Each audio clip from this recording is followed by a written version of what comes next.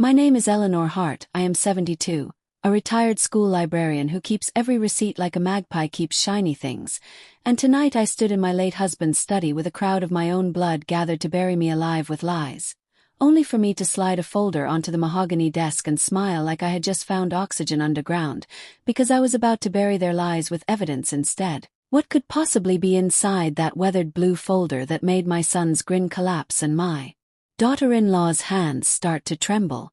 The room smelled of lemon polish and expensive betrayal, the kind that wears a silk tie and calls itself family intervention, and the lawyer they hired cleared his throat as if truth were a catfish bone lodged sideways, reading a prepared statement about my declining faculties and financial mismanagement, while 3 of my grandchildren stared at the carpet as if it might swallow them for knowing better. Why would people who owe their first textbooks and winter coats to me now pretend I can't count to 10? "Mom," my son Daniel said, patient like a nurse with a stubborn child, "we're doing this for your own good," and my daughter-in-law Paige added a soft apology shaped like a knife, mentioning a court order ready to be filed at sunrise to place me under guardianship, citing forged pharmacy bills, mystery withdrawals, and delusions about my property line at the creek, and they expected me to cry or beg. But I just tapped the folder with one knuckle and asked whether a thief usually keeps meticulous logs in a spiral notebook labeled by month and ink color. Would a liar really catalog her days with the tidiness of a hymn? See, I knew they'd come because liars never stop at whispers. They build scaffolds of rumors and then nail them into the rafters of your name. And for 2 months the scaffolds had creaked around me. The pastor's wife repeating that I'd started wandering. The pharmacist who suddenly asked for my ID twice. The neighbor who began leaving resources for seniors on my porch like casserole, nice heavy, and wanting me to swallow it without chewing. Who had seeded those stories so neatly that even good people began to believe them. I let Daniel talk until he felt taller than truth, and when he was finally sure the ground was his, I pulled out the first receipt. The pharmacy bill they claimed I forged, with the pharmacist's signature and the timestamp that matched the security camera photograph I had requested on a cheerful day weeks ago for my scrapbook, and the lawyer's eyebrows lifted as if a breeze had touched them. Why would a confused old woman think ahead to ask for a time-stamped printout like a detective with a bedtime? Then came the bank statements, the ones they said proved mystery withdrawals. But each withdrawal was followed by a deposit from a buyer who'd purchased quilts at the church fair from my hands.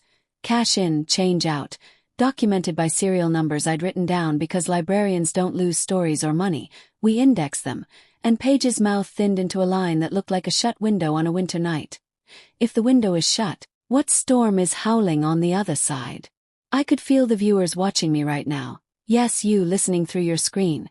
Lean forward at the smell of turning tides, and I want you to hear me as your own grandmother might. Never let anyone narrate you into a corner. Hold onto your paper trail like a rope bridge over a canyon, because the moment you think you won't need it is the day someone decides you're easier to move than your house. Do you see how quickly we love you can dress up as we'll manage you? But the peak, the reason we start here in the fire, was the creek deed, the narrow ribbon of land where our family picnicked, the land my husband Miles marked with a willow switch the day we married, the land Paige had eyed like a jeweler eyes a diamond, because a developer wanted riverfront access and had whispered a number so large it made courtesy blush, and their plan was simple. Declare me incompetent, sell the creek, and pave the willow into a parking lot for boats. How many memories can fit beneath asphalt before a family calls it progress?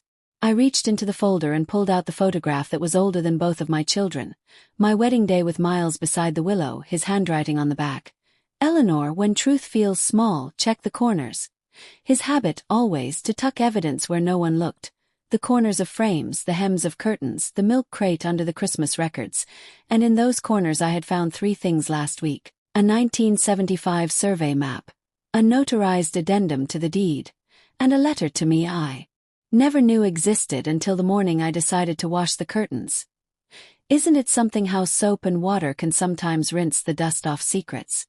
The survey map redrew the world they thought they owned in their heads. The creek bend, the willow, the extra 32 feet of easement that my late husband negotiated with a previous farmer in exchange for repairing a fence every spring. A handshake turned legal at the county clerk's office with a stamp no rumor could erase. And as I slid the map across the desk, the lawyer leaned forward as if distance itself had matters to confess. What happens to a lie when the paper it sits on is older and heavier than the mouths that carry it? Paige tried to pivot. This isn't about land, she said, voice sugar over gravel. It's about your confusion. And she glanced at Daniel like a stage cue, but I was already placing the notarized addendum on top of the map, the seal glinting like a small sun, stating that upon my husband's death the creek and its access were to pass to me and then to a trust in my name, with my discretion to donate it, lease it, or, if ever threatened, gift it to the county park authority, which I had done that afternoon at precisely 3:14 p.m., receipt stamped and filed. Can you feel how a tidal wave of evidence makes even the proudest tower wobble? You might wonder, why didn't I tell them sooner? Why let them circle? Because predators reveal themselves when they think the pasture is unguarded. Because people show the size of their souls when they are sure no one is measuring. Because I needed every strand of their plot woven tight before I pulled the thread, and now, as their faces drained, I finally opened the smallest pouch in my cardigan and brought out the last piece. A tiny flash drive, red and severe, containing audio files, text messages, and a video I'd recorded of my phone on speaker while Paige negotiated with a man named Victor about expediting the guardianship paperwork in exchange for a finder's fee, once the creek sale cleared. What shape does a gasp take when it realizes it is wearing handcuffs in its future? Daniel's voice shook. "Mom, don't," he whispered, and I studied the boy I had taught to ride a bicycle, the boy who ate apples to the seeds and told me he would never be the kind of man who steals from the person who ironed his uniform the night before prom. I let the ache move through me like a river rock rubbing itself smooth, because grief makes you either small or precise, and I chose precise, the way a needle knows exactly how to enter fabric without tearing it. My thumb hovered over the play button. Can love be both stern and saving in the same breath? I turned to my grandchildren, the ones with my eyes, and I said, "Truth is not a war, it is a light. If your parents stumble from it, step toward it yourselves." And I asked the youngest to bring me the small speaker from the shelf, the one they use for summer music nights on the porch, and while she fetched it, Paige moved a fraction of an inch, then another, calculating whether evidence could be outrun by a body in heels, and the lawyer swallowed, perhaps tasting the end of his retainer agreement like spoiled milk. Where does a person run when the floor itself is about to speak? The speaker came alive with a blue blink, the flash drive slotted in, and I exhaled the years of being soft to keep peace, the decades of smoothing sheets and swallowing questions. I looked into the eyes of the people I raised and asked softly, "Shall we tell the truth together?" And with my fingertip I pressed play, and the room filled with Paige's voice saying, "If we make Eleanor look unwell for just a month, the judge will sign it." And a second voice replying, "Good, the developer wants access by August." And just then the front door opened and someone stepped in, boots wet with night rain, a shadow that threaded the doorway like a last-minute rewrite to fate, who had arrived in time to hear the first line of their undoing. And why did my heart recognize his footsteps before my ears did? The boots belonged to Sheriff Collins, the man who had known me since the day he caught me sneaking a novel into Sunday service at 12 years old. He was older now, broad in the shoulders but bent a little by time, carrying with him the smell of wet pine and a silence that asked questions before his mouth did. His gaze moved from me to my son and then to Paige, pausing just long enough for the truth in the room to stiffen like starch. Why would the sheriff arrive at this exact moment, uninvited, with rain still dripping from his hat? I knew the answer before anyone spoke. Because I had sent him a letter the week before, sealed in an envelope marked, "Open only if you hear my name in court." I wanted someone impartial, someone unbought, to bear witness if the time came. And now the time had come. Paige's hands shook against her skirt, and Daniel's voice rose sharp with nerves. "Sheriff, this is a family matter." But Collins just raised his palm, the kind that stops both traffic and excuses, and said, "Family or not, fraud is fraud. What's this I hear playing on your speaker?" Did they realize the net they spun was now tightening around their own throats? The audio kept running, Paige's voice crisp and undeniable, planning how to paint me as delusional for profit. Her words echoed against the wood-paneled walls of my house, the house that smelled of cinnamon and old books, the house where I had once cradled Daniel by the fireplace after his first heartbreak. And now here he stood, willing to sign me into guardianship just to get his hands on my land. My chest ached like a fist around it. How had love become this sharp? Could the womb that carried him now be a battlefield against him? Collins crossed his arms. Mrs. Hart, do you want to press charges? The question lingered like incense. The grandchildren's eyes flicked between me and their parents, torn between loyalty and conscience. I looked at their young faces, so much of me in them, and for a heartbeat my resolve wavered. Was I strong enough to crush my own blood with evidence? Or was sparing them the lesson the very thing that would destroy them in the long run? Which is kinder, mercy now or truth forever? The rain outside thickened, streaking the window like nature itself was weeping. Paige spoke up, desperate. She's confused. That recording, it's fake. She's been imagining things for months. Her voice cracked, but I could tell she was calculating her next lie. Liars never give up with their first stumble. They scramble, clawing for any rock to cling to as their story crumbles. But what she didn't know was that I had layers of truth stacked like firewood, each piece ready to burn brighter than the last. Would she dare to double down knowing the sheriff was here? I looked at the sheriff and said, "Not yet. Let them explain." Because sometimes the best way to expose someone is to hand them the rope and watch what they do with it. Daniel stepped forward, trying to soften his voice. "Mom, we were just worried. You've been forgetful. We didn't want you to get taken advantage of." But his words rang hollow. My notebook lay open on the table with dates, receipts, phone logs, and even newspaper clippings I'd saved. A woman may grow old, but her memory is not measured in wrinkles. It is measured in evidence. Could he really expect me to swallow his lies when the proof sat inches from my hand? Collins cleared his throat. "Funny thing, Daniel. I got a call from the county clerk today. Someone's been asking questions about fast-tracking property transfers along the creek. Your name came up." The silence that followed was heavy enough to crush bones. Daniel's eyes darted toward Paige, and for the first time, I saw the crack in their united front. When two liars are cornered, who betrays who first? The grandchildren began to whisper, confusion spilling into the air. Little Sarah clutched my hand, whispering, "Grandma, are you going to jail?" The innocence nearly broke me, but I steadied myself. "No, sweetheart," I said softly. "Sometimes the people who do wrong try to send the wrong person to jail. That's why we keep the truth close." Her eyes widened, absorbing the lesson in real time. Would she remember this moment years from now, when someone tried to bury her with lies? I straightened my back, feeling years of sorrow lift as if truth itself were giving me new bones. "Sheriff," I said, "the evidence is here. The lies are theirs. But I want everyone in this room to hear one last thing before you act." I reached back into the folder, my fingers brushing against the final document. A handwritten confession, not by Paige, not by Daniel, but by someone else entirely. A secret I had held close until now. As I pulled it out, Paige gasped and Daniel went pale. Who else's handwriting was on that page?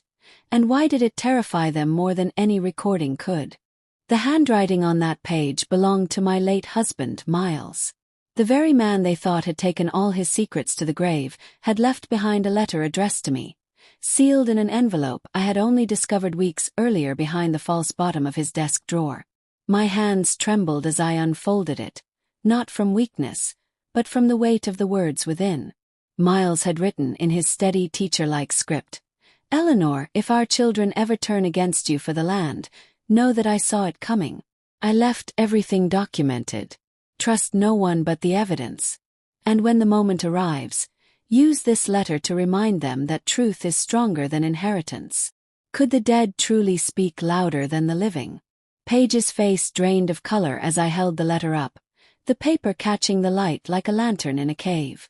That's forged," she stammered. But Collins leaned closer, his trained eyes scanning the familiar script. He had been Miles's hunting partner for decades. He knew the loops of his letters the way a farmer knows the soil. "This is his writing," Collins said firmly. "I'd swear it under oath." The certainty in his voice cracked the room wide open. If the sheriff vouched for it, how could anyone else stand against it? Daniel's voice rose, panicked now. "Mom, stop this. You don't understand what you're doing." His words were desperate, but I could hear the greed underneath. I had raised him better, or at least I thought I had. And yet, here he was, ready to strip me of my freedom, ready to sell the very land where his father once taught him to skip stones. Did money really corrode love so completely, or had I missed the signs all these years? Was this betrayal born last month, or had it been planted long ago? I turned my eyes on him, steady and unblinking. "What I don't understand, Daniel, is how the boy who once swore he'd protect me has grown into the man who schemes to bury me alive with lies." His lips parted, but no words came out. He looked like a man who had just discovered his own reflection and didn't like what he saw.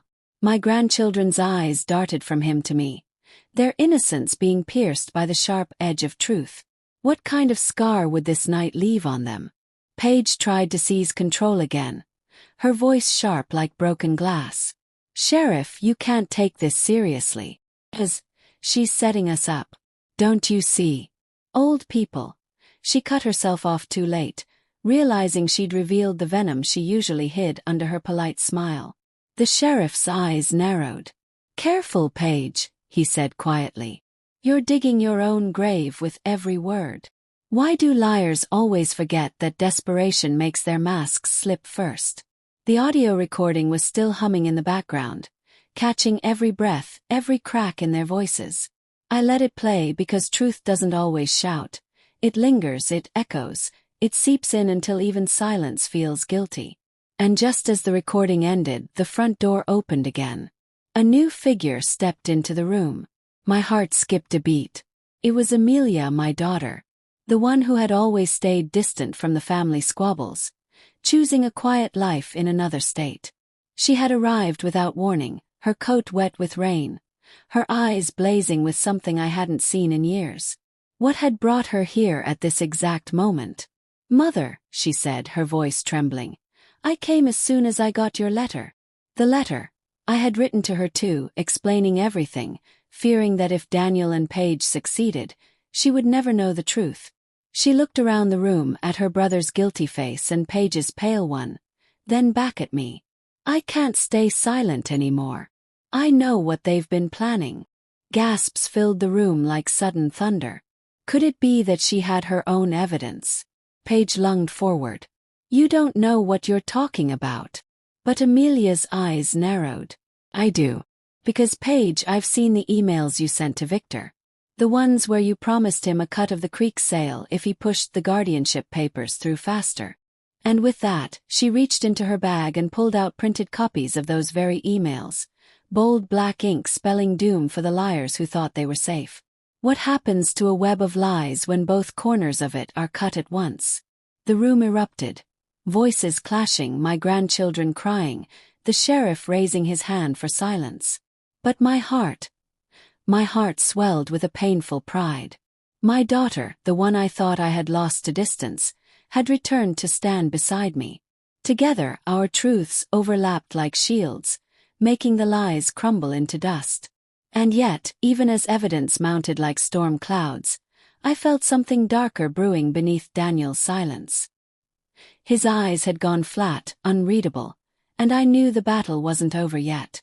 What does a man do when cornered by his own mother and sister? Collins gathered the documents, nodding grimly. "This is enough to open a case."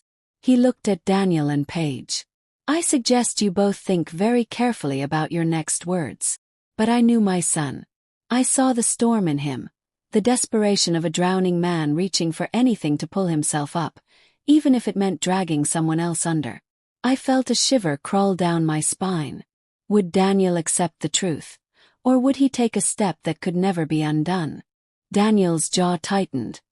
His fists clenched at his sides. The boy I once tucked into bed with bedtime stories now looked like a man standing at the edge of a cliff, willing to leap if it meant dragging everyone with him. His silence was louder than Paige's frantic denials. It was the silence of someone calculating, someone whose pride had been stripped bare, someone who saw the evidence piled against him and knew that the walls were closing in. What would he do now, when truth had taken away all his exits. "Mom," he said finally, his voice hoarse, "you don't understand. This land. It's wasted on you. You're old, you're alone. Dad should have left it to us. Me. I was supposed to carry the family name forward." His words struck like a whip, each syllable peeling away at the heart I'd carried for him since birth. But I didn't flinch. I let him see the steel in my eyes. "And what kind of name would you carry forward, Daniel? A thief's? A liar's?" The question cut the air in half, and I could see it wound him deeper than he expected. Could truth hurt more than any punishment the law could deliver? Paige jumped in, desperate to salvage their scheme. "Sheriff, you can't arrest us. This is family drama. Nothing illegal here." Her voice cracked on the word illegal, and Collins tilted his head. "Funny thing," he said slowly. "I just heard your voice on that recording talking about bribery and forgery. That's plenty illegal." Her shoulders sagged like a tent collapsing after a storm. But Daniel's eyes, they burned hotter, darker. When a man's pride is cornered, does he bow his head, or does he lash out? The grandchildren clung to each other, wide-eyed, as if watching a storybook villain step out of the pages and into their living room. Amelia, standing beside me, placed her hand over mine. Her grip was steady, a silent promise. "You're not alone anymore, Mother." My throat tightened with gratitude. I had feared she would never forgive me for the distance I had let grow between us, but here she was, fighting at my side. Did she realize how much her presence had already begun to heal the cracks in my heart? Daniel slammed his palm against the desk, making the lamp rattle. "Do you think this makes you a hero, Mom? Exposing me like this? You're destroying your own son." His voice broke into a shout, but beneath the rage I heard something else, fear. He wasn't just afraid of losing the land. He was afraid of losing the image of himself he'd built, the story where he was the rightful heir, the savior of the family legacy. Without that story, who was he? Would he rather cling to a lie than face the truth of his own weakness? Collins stepped closer, his hand resting near his holster, not out of threat but precaution. "Daniel, think carefully. Don't make this worse." But my son's breathing quickened, his chest heaving like a man drowning in the very lies he'd spun. Paige whispered something to him, words I couldn't catch, but I saw the effect. They steadied him, hardened him. He looked up, his eyes now set with a chilling determination. What had she told him? What plan was she planting in his mind in that desperate whisper? I spoke before he could. "Daniel, listen to me. You still have a choice. You can stop here. Admit the truth. Spare your children the shame of seeing their father dragged out in handcuffs." For a moment, I thought I saw the boy he used to be flicker in his eyes. The boy who once pressed dandelions into my hands and told me I was the best mom in the world. But just as quickly, it vanished, replaced by a sneer. "No," he said coldly. "If you want a war, Mom, then you'll get one." Could it be that the son I raised had truly crossed the point of no return? The room fell into silence, so heavy it felt like the walls themselves were listening. Collins sighed, pulling out a small notebook. "That's your answer, then." He began to jot down notes, documenting every word, every piece of evidence. Paige's face twisted with fury, whispering frantically to Daniel again. Amelia stepped closer to me, her voice low but firm. "He's not going to stop, Mother. Not until he thinks he's won." Her words chilled me because I knew she was right. When greed takes root in a man's heart, how deep does it burrow before it kills everything around it? I reached into my cardigan pocket and pulled out one last item I hadn't yet revealed, a small brass key. I held it up, letting the light catch it. "You want to know what this opens?" I asked, my voice calm but edged with fire. Every eye in the room turned toward me. Daniel's breath hitched, and I knew I had his full attention. Because this key didn't open a drawer or a jewelry box. It opened a safety deposit box at the local bank. Inside that box were not just receipts and letters, but video recordings, witness statements, and financial records that would bury their lies deeper than any shallow grave they tried to dig for me. But they didn't know that yet. What would happen when I revealed what the key truly unlocked? The key gleamed in my hand like a sword in the middle of battle.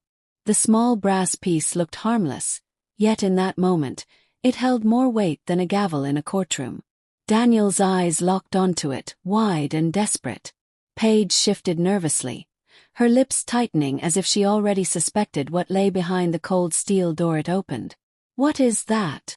Daniel demanded, his voice sharp, but underneath it, I heard a tremor he couldn't hide. Was it fear of the truth, or fear of finally losing control? I leaned forward, my voice low but steady. "This," I said, "is the end of your lies. Everything you thought you could bury me with, I buried deeper in that deposit box. Every document, every recording, every letter that proves what you and Paige tried to do is in there. And if anything ever happens to me, if I so much as slip on a step, Sheriff Collins has instructions to open it." The words hung in the air like thunder rolling across a valley. How does a man fight when every weapon he thought he had is already turned against him? Paige's mask finally cracked. "You wouldn't dare," she whispered. Her voice wasn't sharp this time. It was hollow, as though she could already see the walls closing in. I studied her, the woman who had married my son with promises of loyalty, yet now schemed to carve away the roots of this family tree for her own gain. "I already dared," I replied. "You thought you were clever, Paige, but you underestimated me. A librarian remembers where every story is kept, and yours is already filed under fraud." Did she realize in that moment she was no longer in control of her own ending? Daniel stepped forward suddenly, his face twisted with desperation. "Mom, stop. Please don't do this. We can still fix this. We can keep it quiet just between us. I'll make it right." For the first time that evening, his tone wasn't filled with arrogance or rage. It was pleading. And yet, even as he begged, I could see the calculation behind his eyes, the gears still turning. Was this repentance? Or just another strategy, another lie to buy himself more time? I wanted to believe him. God knows I wanted to. He was my son, my flesh and blood. My heart remembered the boy who used to pick me wildflowers, who once cried into my lap when his dog died. But the man before me now. He had buried that boy under greed and lies so deep, I wasn't sure he could ever be found again. "It's too late, Daniel," I said softly. "The truth is already awake. And once it's awake, it doesn't go back to sleep." Could a mother's love survive knowing her child had chosen betrayal over blood? The sheriff cleared his throat, reminding us he was still there, a quiet pillar of law in the middle of the storm. "Eleanor, I'll need to see what's in that box," Collins said, his voice steady but kind. "If it's as strong as you say, this case won't just be whispers in the family anymore. It'll be charges." His words dropped like stones into still water, sending ripples across the room. The grandchildren gasped. Amelia's hand tightened around mine. And Daniel's face hardened, his jaw clenching until I thought his teeth might crack. What would he do when he realized there was no way out?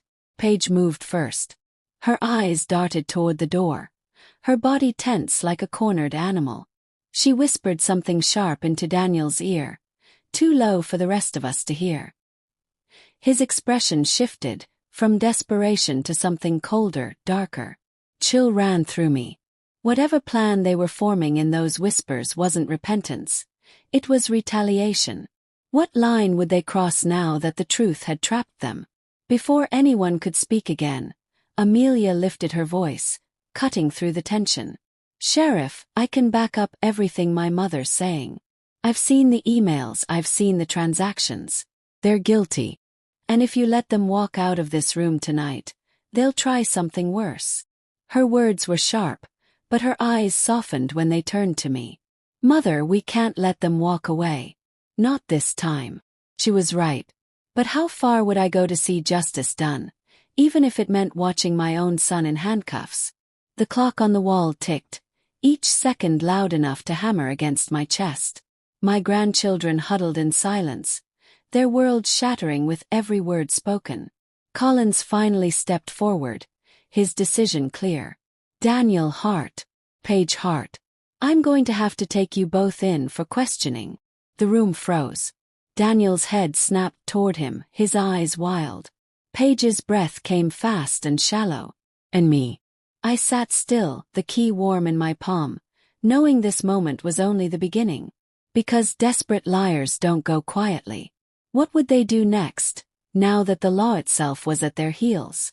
The words, "take you both in for questioning," cracked the air like a whip. Daniel's shoulders stiffened, his jaw flexing as though he were grinding his own teeth into powder. Paige's eyes darted wildly around the room, like a trapped fox searching for a hole in the fence. My grandchildren clung together, their faces pale, not fully grasping what was happening but sensing that something unshakable in their world had shifted. Could innocence survive a night when children see their parents unveiled as liars? "Sheriff, wait," Daniel snapped, raising his hands as if to push the very words back into Collins's mouth. "You don't understand. This isn't what it looks like." But his voice shook, betraying him. I saw sweat bead at his temples. The boy who once could charm his way out of detention now standing helpless before the iron weight of truth. He looked at me then, desperation cutting into his anger. "Mom, please don't let him do this. Don't let him treat your son like a criminal." Was I strong enough to let the law do what a mother's heart never wanted to? Collins remained unmoved, his hand resting firmly on the notepad tucked into his chest pocket. "Daniel, I've seen enough to know this isn't just family squabbling. Fraud, attempted coercion, conspiracy to commit guardianship abuse. These aren't misunderstandings. They're crimes." His voice was calm, deliberate, like stone being carved by steady hands. Paige's knees buckled slightly, and for the first time, I saw fear fully unmask her. But fear can make snakes strike. Would she surrender, or was she about to bare her fangs? "You think you can bury us?" Paige hissed, her voice suddenly sharp, venomous. She pointed at me, her manicured finger shaking. "This old woman is manipulating all of you. She's the liar. She's always been jealous, always controlling. And now she wants to ruin her own children to die with her name untarnished." Her words were a last gamble, a desperate play. I felt my chest tighten with both rage and sorrow. After all this, after being caught red-handed, still she twisted the truth. Why is it that liars always believe one more lie can save them? But before Collins could reply, Amelia stepped forward, her voice steady, cold with conviction. "Enough, Paige. I got the emails you wrote. I've got the transfers you tried to hide. I've got everything, and if the sheriff won't use it, I will." She held up her phone, the screen glowing with attachments, her thumb hovering over the send button. "One click, and this goes to every board member, every neighbor, every pastor in town. Do you want the whole county to see what you've done?" Paige's lips parted, but no words came. Sometimes the truth doesn't need to shout. It just needs to be ready. Daniel grabbed Paige's arm, pulling her back. His face was pale, his breathing ragged, but his eyes flashed with something dangerous. "If you do this," he growled at Amelia, "you'll regret it. We're still family." The word family rolled bitterly off his tongue, twisted into a weapon. I rose from my chair, my back straight despite the ache in my bones. "No, Daniel," I said softly. "Family doesn't bury each other alive with lies. Family doesn't sell out blood for land. If this is who you've chosen to be, then you're the one who stepped outside of family, not me." Did he realize that in this moment, his mother had finally let him go? Collins moved toward them, his voice calm but unyielding. "Daniel Hart, Paige Hart, you're coming with me. Now." The rain outside thrashed harder against the windows, as though the heavens themselves were beating their fists in judgment. My grandchildren whimpered, clinging tighter. Amelia pulled them close, shielding them with her arms, her eyes blazing at her brother and his wife. "You did this," she whispered. "Not Mother. Not anyone else. You." And for the first time that night, I saw a flicker of shame cross Daniel's face. But was it real, or just another mask slipping too late? Paige twisted, yanking her arm free, her voice rising in a shriek. "We're not going anywhere." She lunged toward me, sudden as lightning. My heart lurched, but before she could reach me, Collins stepped in, blocking her with one firm arm. She stumbled back, her fury echoing in the room. "You'll regret this, Eleanor," she spat. Her eyes were wild, her words jagged. "You think this ends here. Doesn't. You've buried us with your evidence, but you've buried yourself too. Just wait, you'll see." Was it a threat, a promise, or the last gasp of a woman watching her schemes burn to ash? The sheriff placed a hand on her shoulder, steady, immovable. "That's enough." His voice silenced the storm inside the house, though outside it raged on. He pulled out his radio, calling in backup. I sat down slowly, the brass key still warm in my palm, my heart pounding like a drum inside my chest. I had won this battle, but Paige's words echoed in my ears. "You've buried yourself too." What did she mean by that? What storm was still waiting just beyond the horizon, ready to test whether I had truly risen, or whether I was only standing on borrowed ground? The storm outside beat against the house as if it wanted to break through, each gust rattling the windows, each crack of thunder shaking my ribs. Sheriff Collins kept a steady hand on Paige's arm while Daniel stood frozen, his fists clenching and unclenching as though he was debating between surrender and violence. My grandchildren whimpered softly, their small faces pale with confusion. I could feel their eyes on me, as if waiting for me to explain how their world had turned into a courtroom in their grandmother's living room. How do you tell children that sometimes the people who should protect them are the ones holding the shovel to bury the truth? Collins's radio crackled, and within minutes, headlights cut through the rain, two deputies stepping inside with rain dripping from their coats. The atmosphere shifted. This was no longer a family quarrel. This was law. Paige's chest rose and fell in sharp, angry breaths, while Daniel's face became a mask, unreadable but terrifying in its stillness. He had always been expressive as a boy. His emotions painted plainly on his face, but now his silence was darker than any words he could have spoken. What was he planning behind that silence? "Daniel Hart, Paige Hart," Collins said firmly, his voice echoing against the wood-paneled walls. "You're both under suspicion of fraud, conspiracy, and attempted coercion. You'll come with us to answer for these charges." He motioned to the deputies. But before they could step forward, Daniel raised his hand, his voice tight but calm. "Wait." The single word stopped everyone. Even the rain seemed to hesitate. His eyes turned toward me, and for a fleeting moment, I saw something familiar.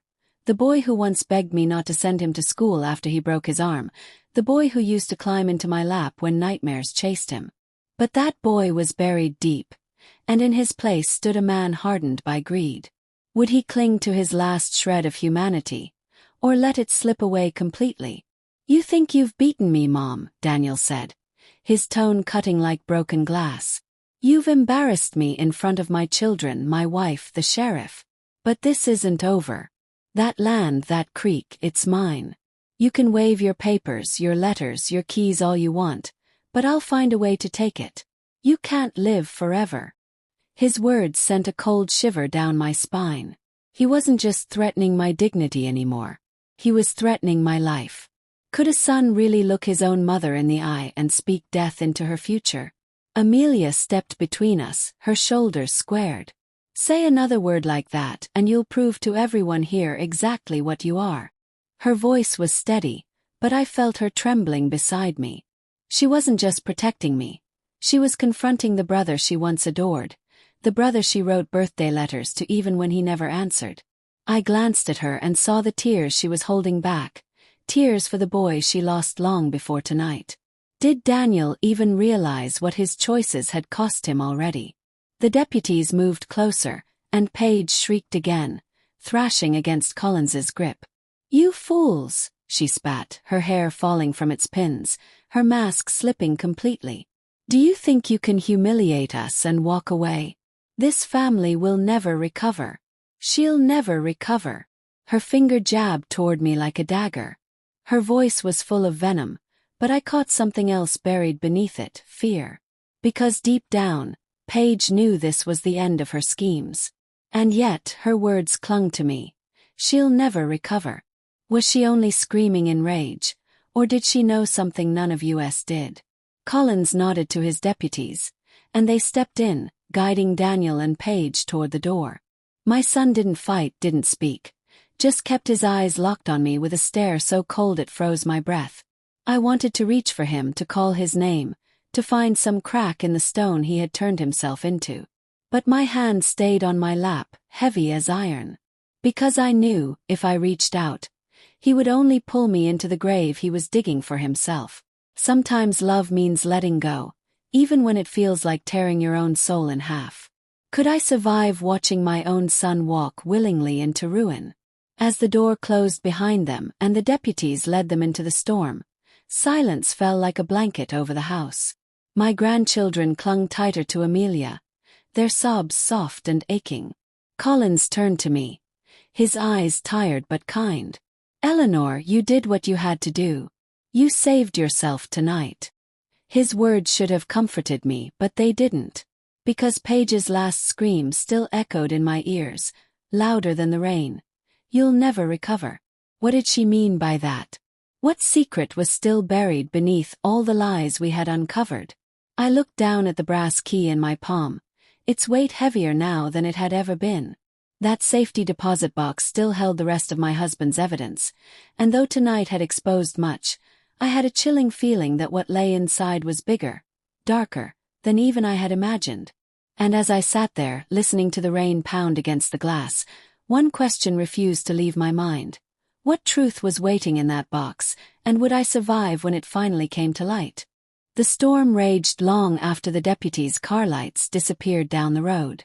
The house felt hollow, like the walls themselves had exhaled after holding their breath for too long. My grandchildren finally drifted into a restless sleep in the guest room, Amelia watching over them like a lioness guarding her cubs. Sheriff Collins stayed behind, sitting stiff in Miles's old armchair, his hat in his lap, his eyes still scanning the room as if lies might be hiding in the curtains. But my gaze never left the brass key resting in my palm. That little piece of metal suddenly felt heavier than the entire night that had just unfolded. What secrets still lay locked away, waiting for me to open them? Collins broke the silence. "Eleanor, you know Paige's kind. She's not bluffing. If she said you won't recover, she's holding something back. Something she hasn't played yet." His voice was steady, but his eyes carried a weight of warning. I knew he was right. Liars never walk away quietly. They always leave behind a shard sharp enough to cut later. My mind raced through possibilities. Did she forge more documents? Did she pay someone off? Or was the real danger not in her hands but in Daniel's silence? What kind of weapon does a son forge in the dark against his own mother? Amelia stepped back into the living room, her face pale but determined. She sat beside me, placing her hand over mine, covering the key. "Mother, we need to open the box tomorrow. Whatever Dad left in there, it's the rest of the truth. And we can't fight shadows anymore. We need light." Her voice trembled, but her resolve didn't. I looked at her, my daughter who had once fled from family drama, now standing strong in its center. My throat tightened with pride and guilt all at once. Could this fire of betrayal be the very thing that welded us back together? I nodded slowly. "Tomorrow," I said. "At first light." The words tasted heavy, final. Amelia leaned back, relief flickering across her face, but inside me, unease coiled tighter. I remembered Miles's letter, the way he had written, "Trust no one but the evidence." What had he known back then that I still didn't? What future storm had he seen gathering long before I even felt the drizzle? The hours crawled until dawn. I couldn't sleep. Every creak of the house made me jolt. Every gust of wind against the window made me imagine Daniel breaking free, Paige whispering in his ear, the two of them conspiring again. I sat at the desk with Miles's old lamp glowing, flipping through the evidence folder over and over like a woman reading her own obituary in advance. The receipts, the banknotes, the survey maps, they were strong. But my instincts told me the deposit box carried something bigger, something neither Daniel nor Paige had dared to speak of. Was it possible the lies they spun were only a cover for a deeper truth? At sunrise, Collins drove us to the bank. Amelia sat beside me in the back seat, her hand gripping mine, her jaw set. She hadn't spoken since we left the house, but her silence carried strength, like an anchor keeping me steady. When we pulled into the parking lot, the bank looked ordinary, quiet, the kind of place where people deposited paychecks and signed mortgage papers. But to me, it looked like a vault for the next battle. What would I find when the steel door opened? Would it clear my name forever, or bury me in a truth darker than the lies? Inside, the clerk recognized me at once. "Good morning, Mrs. Hart," she said kindly, though her eyes flicked curiously to the sheriff at my side. My hand trembled only slightly as I slid the key across the counter. "Box 317, please." She nodded, leading us into the small, dim-lit room lined with metal drawers. The sound of keys, the scrape of steel, the clink of a lock turning, it all felt like a drum roll before a revelation. My heart pounded so hard I thought it might give out before the truth ever saw daylight. The clerk set the long metal box on the table and left us alone. Collins folded his arms, standing like a sentinel, while Amelia moved closer to me, her breath uneven. I reached out, fingers brushing the cool lid, and slowly lifted it open. At first, I saw only papers, folders stacked neatly, envelopes labeled in Miles's handwriting. But then beneath them my eyes caught something else. A small black cassette tape, old and worn, labeled in red ink. "If they ever turn on Eleanor." My stomach dropped. What could possibly be recorded on this tape that my husband had hidden it away all these years? Amelia covered her mouth with her hand, tears welling in her eyes. Collins leaned forward, his brow furrowed. "Mrs. Hart, do you have a player for that?" I nodded slowly. I still had one of Miles's old recorders in the study, a relic he refused to throw away. My hands trembled as I closed the box again, clutching the tape like it was both salvation and a curse. The weight of it burned in my palm. What voice was waiting on that tape? Whose words would rise from the past to cut through the lies of the present? As we walked out of the bank, the sky cracked open, sunlight finally breaking through the storm clouds. But inside me, shadows grew darker.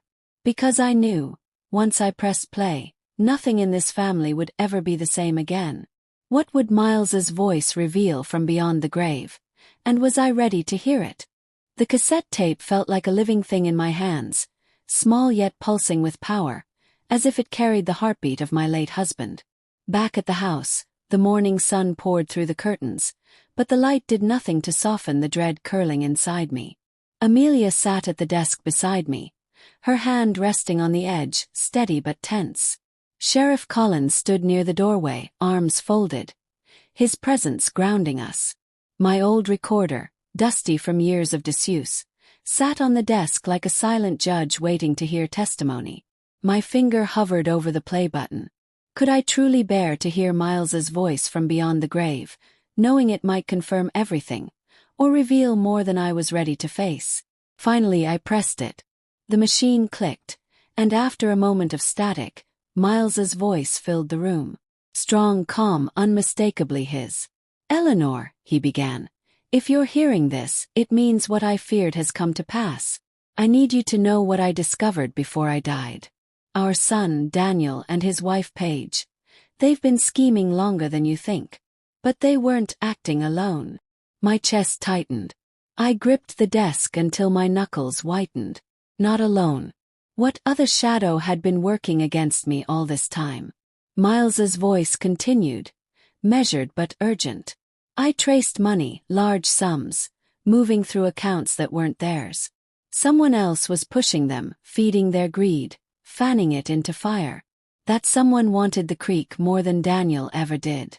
And if you don't uncover who it is, they'll stop at nothing, Eleanor. They'll bury you alive with lies until you can't breathe. Amelia gasped softly, covering her mouth. Collins shifted uneasily, his jaw tightening.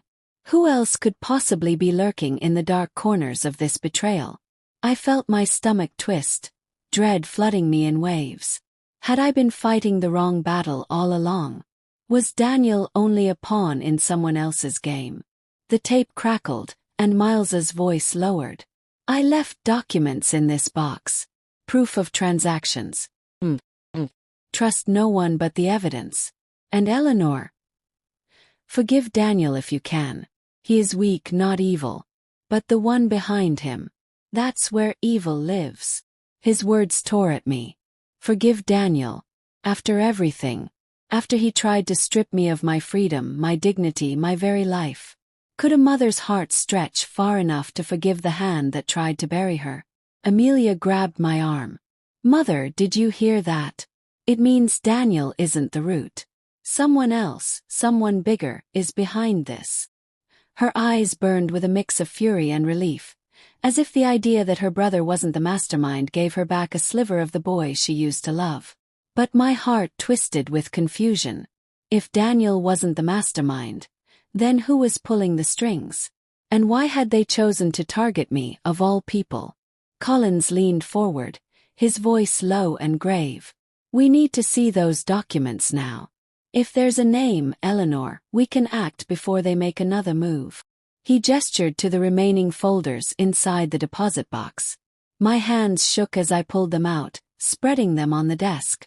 Bank transfers, signed letters, property contracts. And then, a name leapt off the page like a blade aimed straight at my chest. Victor Langston. My breath caught. The same developer Page had been whispering about. The man who wanted the creek for his project. The man whose money had been flowing into Daniel and Page's accounts for months. The true puppeteer behind it all. But if he was so powerful, what else was he capable of? Amelia's eyes widened. Victor Langston. I've heard of him.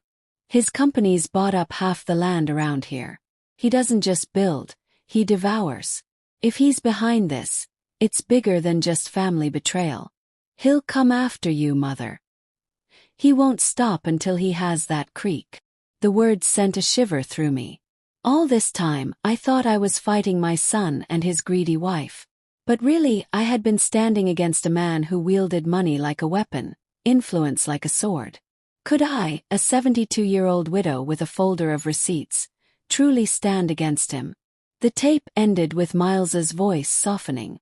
Eleanor, if I could shield you from this, I would. But you're stronger than you think. Don't let them bury you. Rise, my love. Rise with the evidence, and let it bury them instead. The recorder clicked off, leaving the room heavy with silence. I pressed my hand to my mouth, tears burning behind my eyes. Miles had seen this storm coming years ago, and even in death, he had fought to protect me. Could I be as strong as he believed I was? Collins straightened. Eleanor, this changes everything. Daniel and Page may be pawns, but Langston is the predator. And predators don't go down quietly. You've exposed the first layer, but he'll strike back harder now. You need to be ready. His voice was steady, but I caught the flicker of worry in his eyes. If even Collins was concerned, what storm was about to break over us? I looked at Amelia, her hand still gripping mine. For the first time in years, I felt her strength beside me, unshaken, unafraid. And yet my heart clenched with fear. Because I knew this fight was no longer about family squabbles. This was war. And in war, the first battle is never the last. As I closed the deposit box and slid the documents back inside, one thought burned hotter than the rest. Victor Langston knew I was still standing. And men like him don't leave survivors standing for long. What would he do when he realized his pawns had fallen, and his queen was ready to fight? That night, I sat at my kitchen table with a folder of evidence spread before me like a battlefield map. The names, the dates, the numbers, they weren't just ink on paper. They were chains linking my family to Victor Langston, the man who had tried to turn my children into weapons against me. The lamplight flickered, casting shadows across the documents, and I could almost feel Miles standing behind me, his steady hand on my shoulder whispering, "Don't flinch, Eleanor. Don't you dare flinch. But my heart trembled anyway. Because I knew the storm wasn't over. It was only circling closer. Amelia sat across from me, her face pale but fierce. She had become my shield, my anchor, though I could see the toll it took on her. "Mother," she said, her voice low but sharp, "we can't wait for him to strike. We need to move first. Expose him. Take this evidence to the press, to the courts, everywhere at once. If we only hand it to the sheriff, Langston will use his money to bury it." She was right. Men like Langston didn't fight fair. They fought with influence, with lawyers, with shadows. Could I, a 72-year-old widow, drag him into the light without being crushed in the process? Collins leaned against the wall, his hat in his hands. "She's right, Eleanor. Langston's powerful. He's got judges in his pocket, officials who owe him favors. If you want to win this, you can't just hand me the truth. You've got to make it impossible for him to silence it." His eyes met mine, steady, unblinking. "But it will put a target on your back. Are you ready for that?" My breath caught. Target? Me. On Amelia.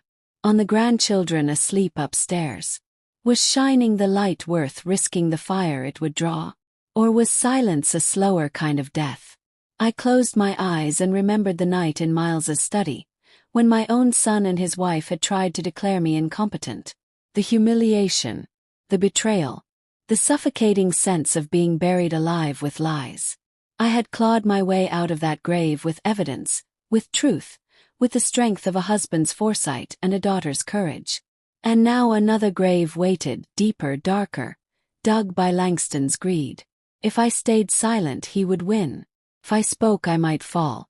But one thing was certain. I would not be buried again. Could I rise twice, even if it cost me everything? By morning the plan was set. Amelia helped me draft letters, emails, and copies of the documents. Collins arranged safe channels to send them. Newspapers, independent reporters, even local activists who had fought Langston before. Every shred of evidence would be scattered like seeds. Too many to silence, too loud to ignore.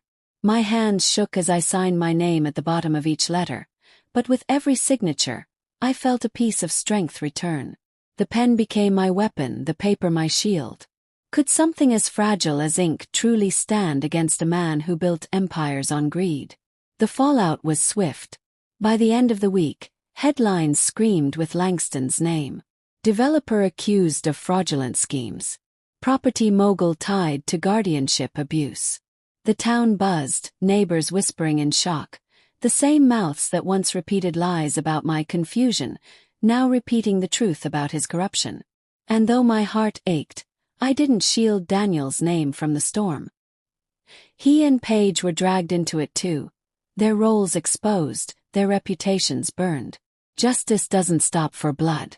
Could my son ever forgive me for letting the truth consume him? Or had he already chosen hatred over love? Langston fought back, of course. Lawyers filed motions, spokesmen denied everything. Whispers slithered through town painting me as a bitter old widow seeking attention. But this time, the evidence spoke louder than the lies. Every receipt, every recording, every signature bore down like a hammer. Collins testified. Amelia stood firm. And me. I sat in the courtroom, back straight, hands folded, eyes locked on Langston himself. He avoided my gaze, but I didn't flinch. Because I wanted him to see that the woman he thought he could bury alive had risen higher than he could ever reach. The verdict came months later. Guilty. On multiple counts. His empire crumbled, his influence shattered. His name dragged through the mud he once used to bury others. Paige was sentenced for her part, and Daniel. My Daniel received probation, spared prison only because evidence showed he had been manipulated more than he realized. But the damage was done. My son couldn't even look at me as he walked out of that courtroom. His shoulders hunched. His children clinging to Amelia instead of him. Was this victory? Or was it just another kind of loss? When it was over, I stood by the creek, the place at the heart of it all.